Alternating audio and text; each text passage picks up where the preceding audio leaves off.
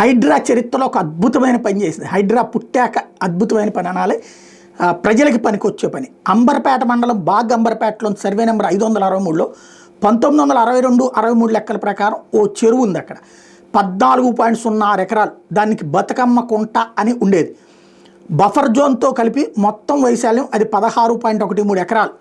అయితే ప్రస్తుతం చూస్తే అక్కడ కేవలం 5.15 ఎకరాలే ఉంది. ప్రస్తుతం ఈ మిగిలిన 5.15 ఎకరాల విస్తీర్ణంలో కూడా బతుకమ్మ కుంటని జాగ్రత్తగా మట్టితో పూర్తి చేసి ఆక్రమించుకుంటున్నారు. దాన్ని ఇప్పుడు అక్కడ ప్రజలందరూ వెళ్ళి హైడ్రాకి కంప్లైంట్ ఇవ్వడంతో హైడ్రా దాన్ని తవ్వి చూసింది.